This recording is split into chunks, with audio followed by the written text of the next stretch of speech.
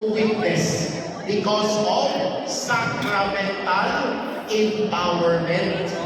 Tungod sa sakramento sa bunyag, ikaw at ako, itagaan kong taas sa pagsangyaw, ilang sa taas sa pagka-propeta. Kitang tanan mga propeta. Ngunit tawag ko, sacramental empowerment. Number 2, another source of empowerment. Mo nang itawag ko, institutional empowerment. Together, institutional empowerment. Kung sa may ipasabot ko, institutional empowerment. Institution nagpasabot, usa ka grupo. Institution nagpasabot, usa ka organization. Institution nagpasabot, usa ka kapulungan.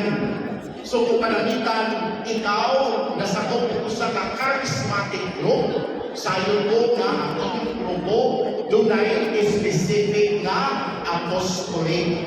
Ang inyong kapulungan, dunay specific nga trabahoon. Hindi lang ito mag-present, pero mugawas ang pagsangyaw sa pulong sa Diyos. Mawitawsan ko kasagaran sa mga grupo, doon ay itawag o mission sending. Di kita ipadala. Pinaagi sa atong grupo, kita ipadala pinaagi sa atong kaugalingon nga charismatic group. So ang ikaduha, itawag o institutional empowerment. Number 3, another source of empowerment. Mo nang itawag o charismatic empowerment. Together, charismatic empowerment. O sa may ipasabot ang charismatic empowerment. Ang charismatic, kay bawang ng Apulo, nga Espiritu Santo ihatag taksa-taksa ka nato o mga gasa. Dili pasabot nga, imo na lang tanan.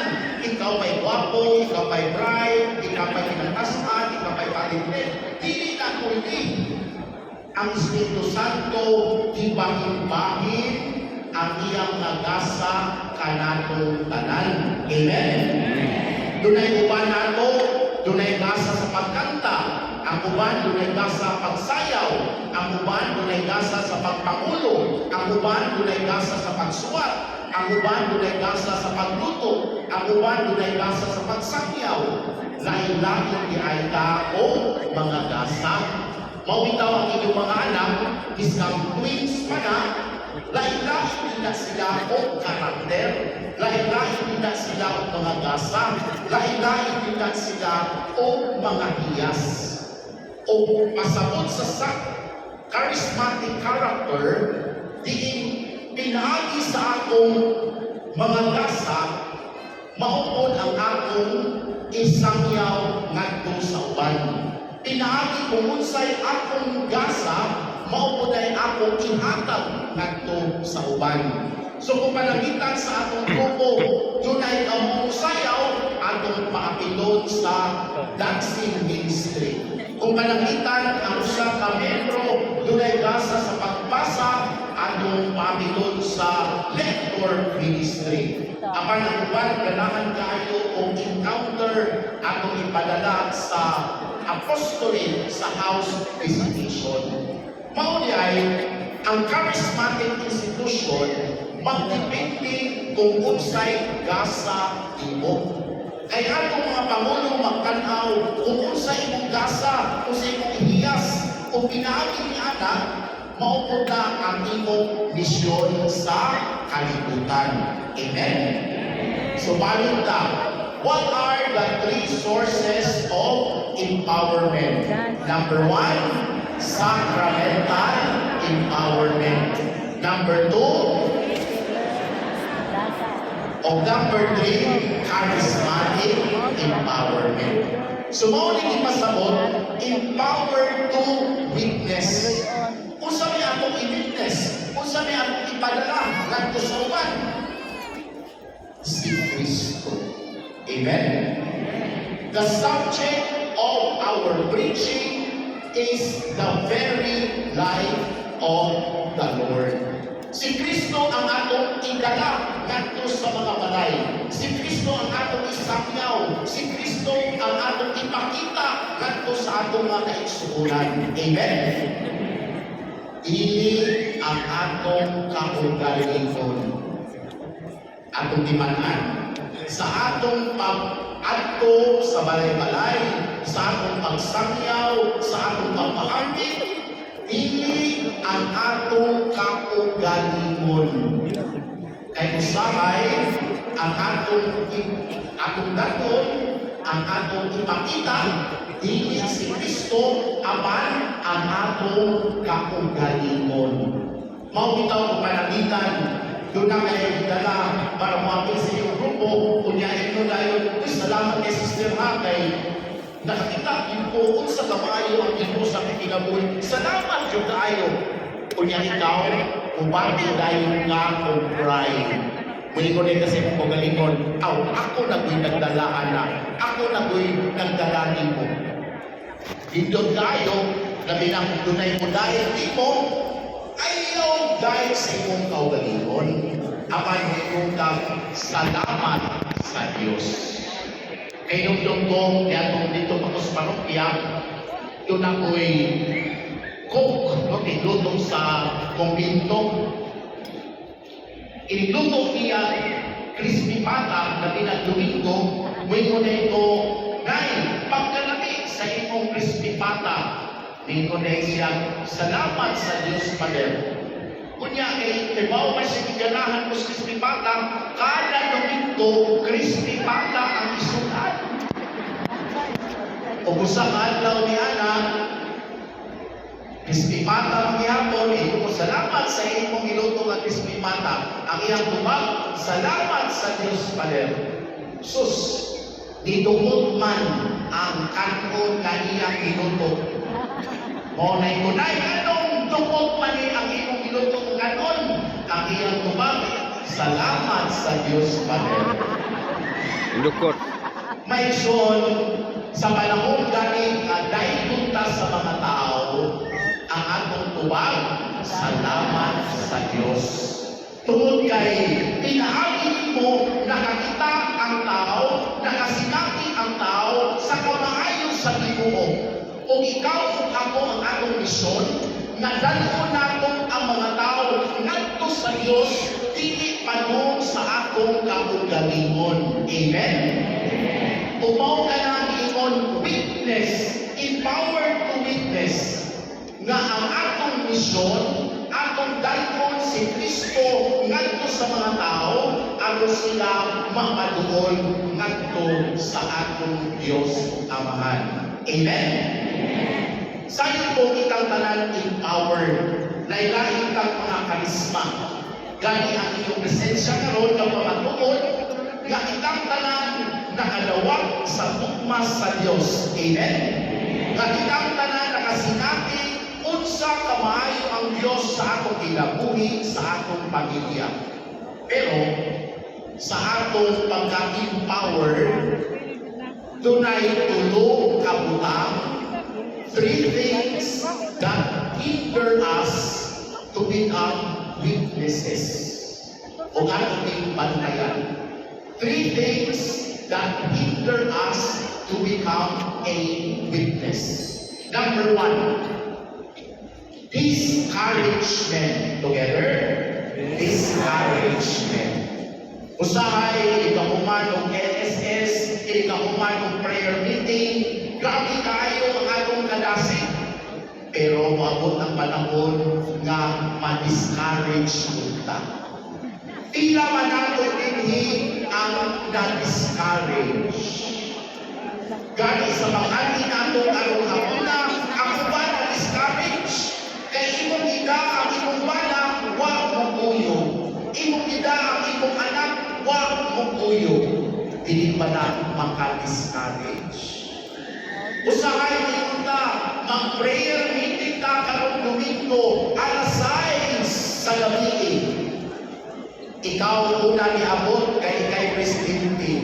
Alas 6 imidya na lang, alas 7 na lang sa gabi. duha pa ang niabot, dili ba na maka-discourage. Usahay, pinti na itong ampo, mo'y atong ampo kada prayer meeting, nga mausap ang imong bana, nga muapin ang imong bana, nga magkinarong na imong anak. Gigubala na ng imong tuhod, aman hangtod karon, wala gihapon muhuyo sa prayer meeting. Nang alit-alit gihapon imong anak, nakabuntis na manggaling, dili ba na maka-discourage. Di ba usahay sa atong ministro, pinti natong tinarong, pinti natong binukan, pinti natong balikamon, wala na magalipay kakon, usahay mo anay palihapon, itutok na mangganita, itapay mo kukot o kwarta para mas-successful ang event. Ang ending, kitapay sa wayon, kita may mabuong gamutan, hindi ba na maka-discourage. Amen? Daghan nato nakasinabi o lagi-lagi ng mga dagway nga discouragement. Usahay ma-discourage ta sa atong kauban, usahay ma-discourage ta sa atong mga leaders, usahay ma-discourage ta sa atong kaugalingon mismo. Tungod kay makaingon ta, asa man ko nagtuwang, naningkamot naman kong takto. Discouragement. O tungod ni Ana, daghan nato, muundang. Daghan nato, tinamakin, kay na-discourage.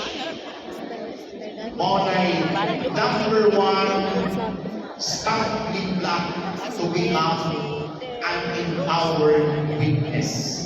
Discouragement. Number two, kung sa may laing kahinungdan nga mahimong papa. Bilang discouragement, number two is insecurity. Insecure. Usahay diya sa kapulungan, magbundok ng mga karaan, kunya ang mga bangko, magbundok po ng mga bangko. Diya sa kapulungan, usahay ang mga senior, mutanaw sa ilang mga manghod, o ang mga manghod, makoy tanawon, na bilang magbundok, tanawon na natin kung ilang ba na siya, slain by the Spirit. Ang tanawon natin kung maghilang-hilang ba na siya, pandong sa among leader. Nga usapay ang event, mahug na ang mula bitaw, mutanaw na ng taas, immortal appeal. And we become insecure. Ganong insecure man ta? Tungod kay nagtanaw ta sa atong kakuyang. Insecure ta tungod kay atong kitanaw ang atong kaugalingon ngadto sa uban. O mayroon ta, dito punta na ako punta ang naadiha. Nganong dili man ako, siya man permit. Usahay, insecure ta. Kung ang tao ay insecure sa iyang buhaton, iyang i-chismis. Aron, ang tunga sa taas, iyang binaton padung sa ubos. Mo na hinungdan, daghan kaayong mga marites. Ang mga marites, insecure na ng mga tao. Amen? Kaya usahay, magkataw-katawag, pero mauunay insecure na tao. Mauunay hinunggan sa chismis. Wala kayo kanina mong dapat, kataw-katawa na, pero mauunay sa chismis dito. Lagot na rin. Tanawag na tutukin ang mga tutukin. Bright eyes na hindi ko pang woy.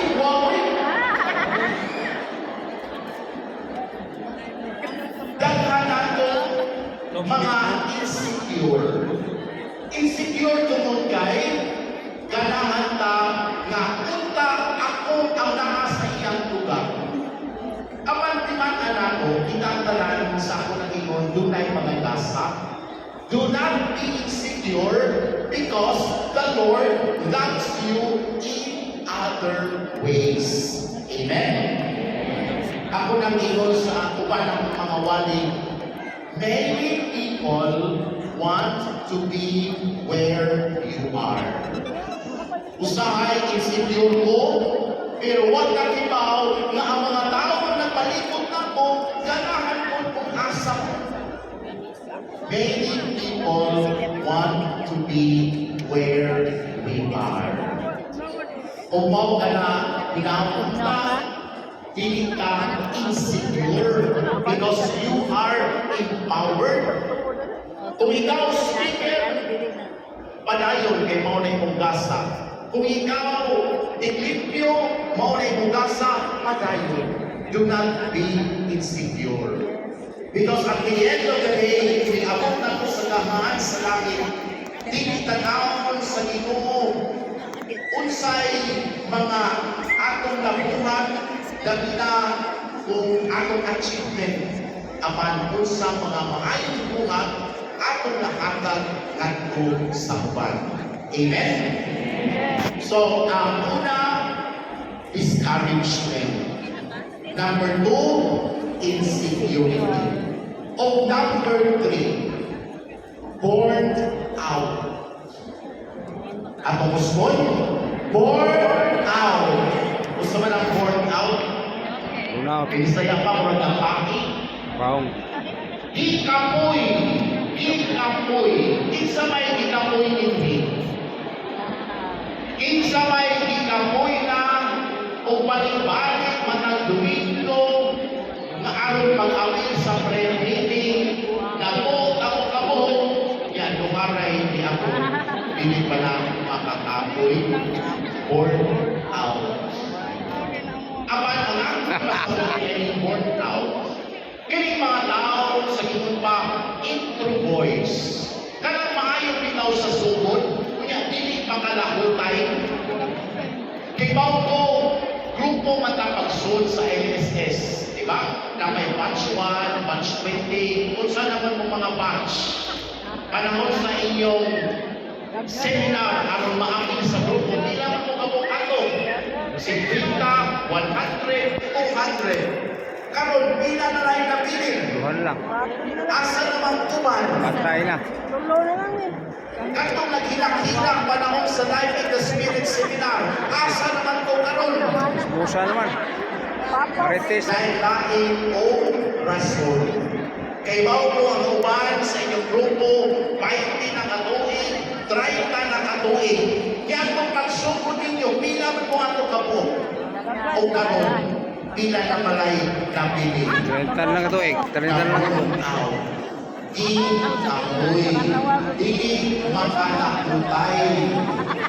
Usahay mauna ang problema sa usa ka tao na empowered, maayo na sa sugod. Kaya sa sugod, tanan promises. Maayo na sa sugod, tanan passion. Maayo na sa sugod, tanan ng mga kalasin. Apan human sa usa ka buwan, human sa usa ka tuig, maghinay-hinay kawala. O di lang pag-aktibo sa atong charismatic group, hasta po sa atong pag-usap sa kinabuhi. Diba? Kaya mo, kaya itong pag-aktibo yung Life in the Spirit Seminar, kaya itong panahon na nakasinakit ang conversion, dagdag kayo natin mga promises sa Ginoo. Apan kumusta naman ang atong promises karon? Daghan nato i-promise, muundang nato og bisyo, muundang nato pangutang, muundang nato og kaon og daghan, na ang pagkaon og daghan sana magluto ni. Amin po ang sinipang pangutang o way bayad-bayad. Bisyo ko. Anong sinipang pangutang ko? Bisyo rin. Balik-balik sa atong sala, nga isaan naman kong tatang sa iyo. Mamay witness. Usahay, kapuyan ka, pabor. So sa atong pagka-empower, usahay, dunay mga pabag. Yawa gid na pagko sa naoy. Sakto na kapadre pero ang babag yawa gid na may atake. Number 1, discouragement. Number 2, insecurity. And number 3, burnout. Apan nagson karong adlaw sa atong pagsaulong sa Pentecostes. Atong iampo sa espesyal na paagi sa Espiritu Santo nga unang atong mawagtang katong tulog ka baba. O pag-ampo ta o tulog Lingkod re. Espiritu Santo Lingkod re. epektibo to Lingkod. become an empowered witness. 3 things that we need to ask Anak ni from Terlos. the Holy Spirit. Number 1, repeat after me. Passion. Together. Passion. Kung saan ang passion? Passionate. Kada bitaw, tunay kadasig. Pero kadasig na dili kang karon. Kadasig na sugod karon hangtod sa kamatayon. Pag-ihapon ang akong kadasig. Kada bitaw niluto, I will die as a charismatic. Amen? Kada bitaw niluto, I will die as a member of Oasis of Love. Amen? I will die as a member of Couples for Christ. Amen? Kana bitaw, hangtod sa kamatayon, kung unsay ako gisugdan karon, ako kitang pagkusod. Passion. Apan makisugod kitang passion. It is always connected to the very passion of the Lord. Na sa ating tayong pag-witness, sa ating tayong pag-empower, dili ay hayahay, ug mao na ang iman-an. Nga sa atong mga member sa charismatic movement, dili na dito sa kakapulungan nga lingaw-lingaw, dili na dito sa ka-social organization na magpuntok lang panahon sa Christmas, nga muglakan lang panahon ug outing. Kamulan hata ay pagandong sa IEC nun, IC3, kay mabundok dito, tunay libre na kaon. Apan timan ang lago, to be an empowered witness means to sacrifice for the Lord. Amen?